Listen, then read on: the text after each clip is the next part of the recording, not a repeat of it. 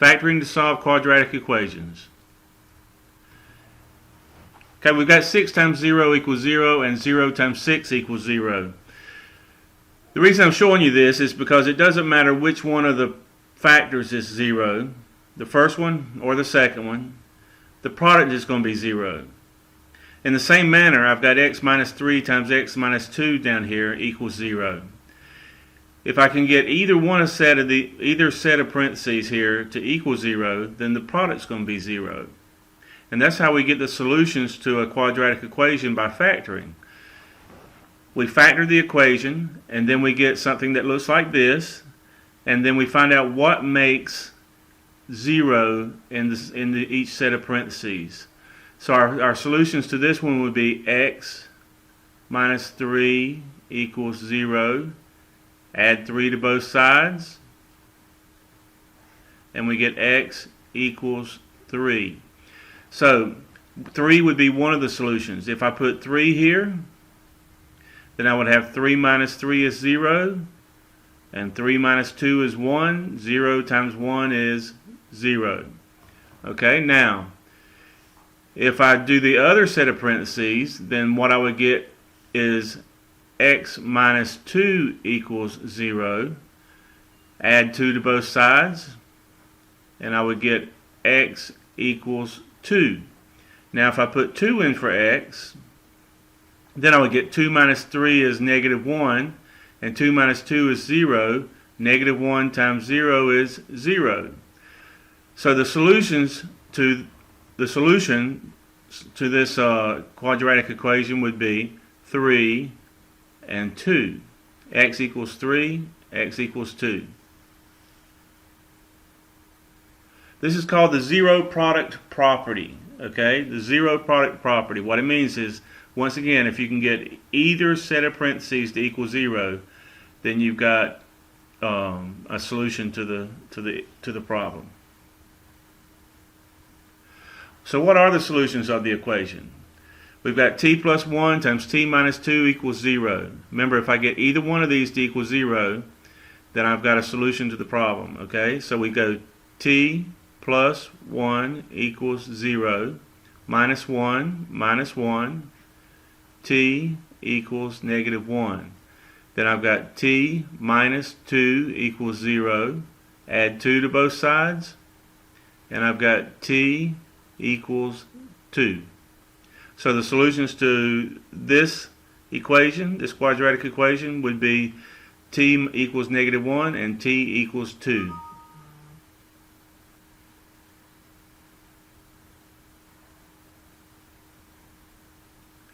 What are the solutions of the equation? We've got 2y plus 1 and y plus 14. This one's just a little bit more involved. We go 2y plus 1 equals 0.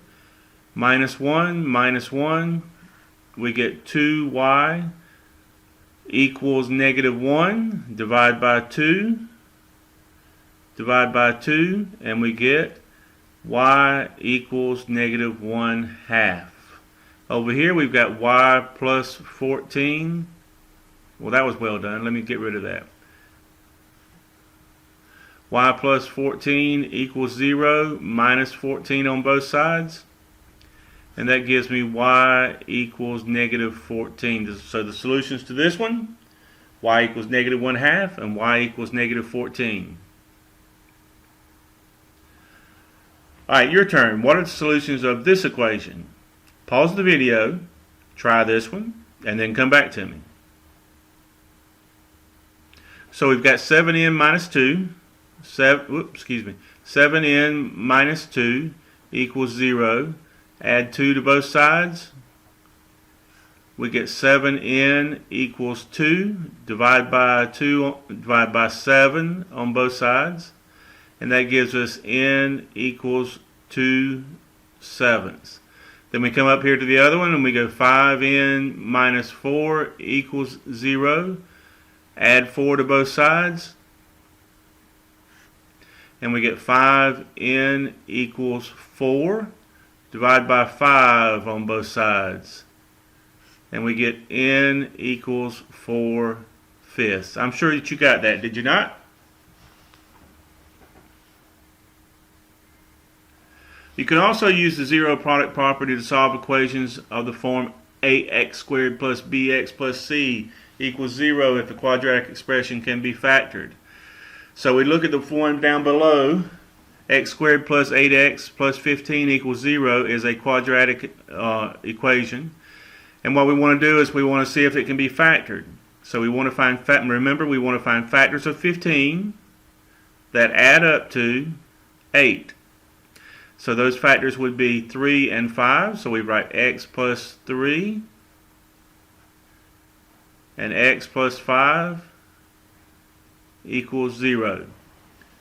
And then we solve that one. We go x plus 3 equals 0 and x plus 5 equals 0.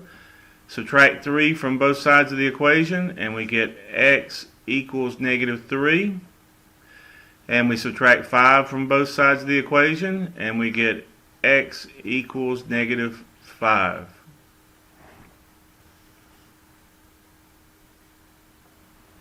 Okay, we got m squared minus 5m minus 14 equals 0. We want to find factors of 14 that have a difference of negative 5.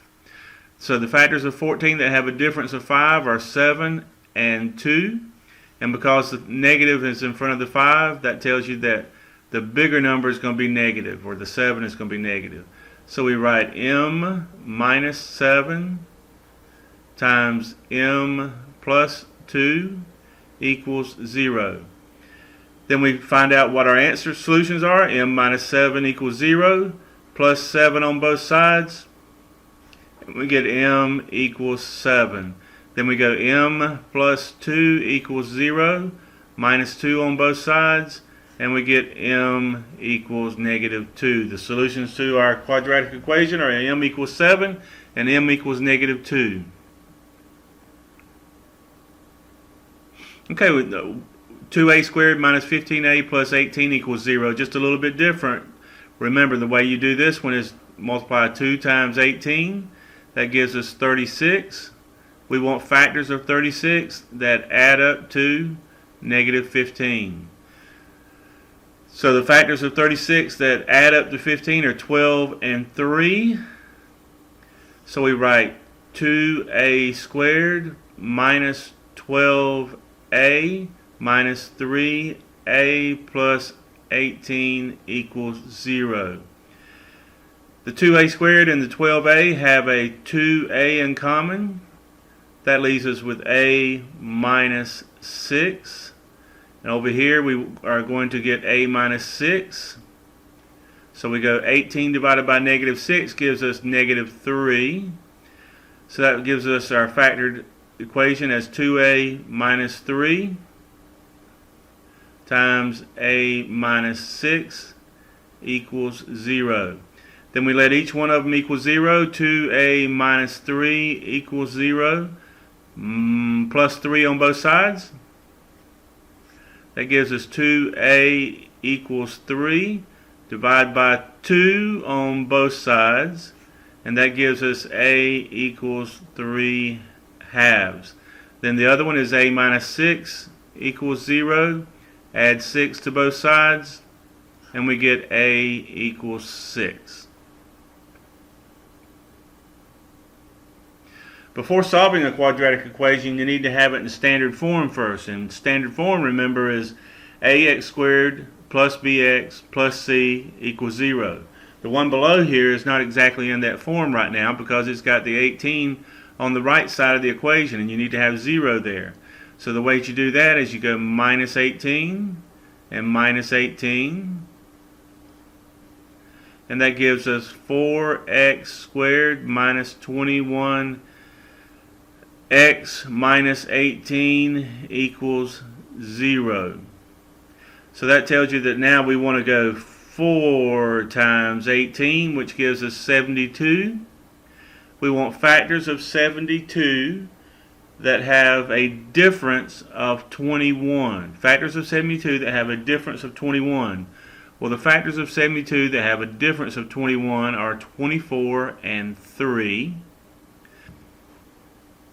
Okay, so now we're going to write 4x squared minus 21x minus 24x plus 3x minus 18 equals 0, because we want the negative to be bigger because it's negative right here in front of the 21, and you're going to have a plus and a minus because you have a minus right here. Okay, so we go 4x is the common factor, so we go x minus 6 here.